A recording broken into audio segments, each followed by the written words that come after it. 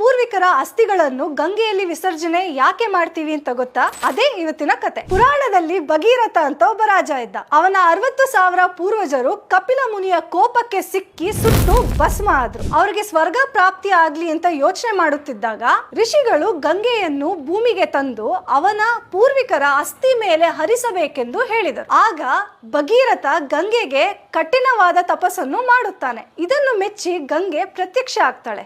ನಿನ್ನ ಇಚ್ಛೆಯಂತೆ ನಾನು ಭೂಲೋಕಕ್ಕೆ ಬರ್ತೀನಿ, ಆದ್ರೆ ನನ್ನ ರಭಸವನ್ನು ತಡೆಯೋರು ಯಾರು ಅಂತ ಕೇಳ್ತಾಳೆ. ಆಗ ಭಗೀರಥ ಬ್ರಹ್ಮನನ್ನು ನೆನೆಸಿ ತಪಸ್ಸನ್ನು ಮಾಡುತ್ತಾನೆ. ಬ್ರಹ್ಮ ಪ್ರತ್ಯಕ್ಷ ಆಗಿ ನೀನ್ ಶಿವನಿಗೆ ತಪಸ್ಸು ಮಾಡು ಅಂತ ಹೇಳ್ತಾರೆ. ಮತ್ತೆ ಭಗೀರಥ ಶಿವನಿಗೆ ತಪಸ್ಸು ಮಾಡ್ತಾನೆ. ಶಿವನು ಪ್ರತ್ಯಕ್ಷ ಆಗಿ ನಾನು ಗಂಗೆಯನ್ನು ತಡೆದು ನನ್ನ ಶಿರದಲ್ಲಿ ಧರಿಸುತ್ತೇನೆ ಅಂತ ಹೇಳ್ತಾನೆ. ಆಗ ಗಂಗೆ ಶಿವನ ಶಿರದಿಂದ ಭೂಮಿಗೆ ಹರಿದು ಭಗೀರಥನ ಹಿಂಬಾಲಿಸ್ತಾಳೆ. ಆದ್ರೂನು ಗಂಗೆಯ ರಭಸದಿಂದ ಜಹನು ಮಹರ್ಷಿಯ ಆಶ್ರಮ ಕೊಚ್ಚಿ ಹೋಗುತ್ತೆ. ಇದಕ್ಕೆ ಕೋಪಗೊಂಡು ಮಹರ್ಷಿ ಒಂದೇ ಗುಟುಕಿನಲ್ಲಿ ಗಂಗೆಯನ್ನು ನುಂಗು ಬಿಡುತ್ತಾನೆ. ಆಗ ಭಗೀರಥ ಜಹನು ಮಹರ್ಷಿನ ಬೇಡ್ಕೋತಾನೆ. ಭಗೀರಥನ ಪ್ರಯತ್ನ ಮತ್ತೆ ದೃಢ ಸಂಕಲ್ಪವನ್ನು ಮೆಚ್ಚಿ ಮಹರ್ಷಿ ತನ್ನ ಕಿವಿಯಿಂದ ಗಂಗೆಯನ್ನು ಹರಿಯಲು ಬಿಡುತ್ತಾನೆ.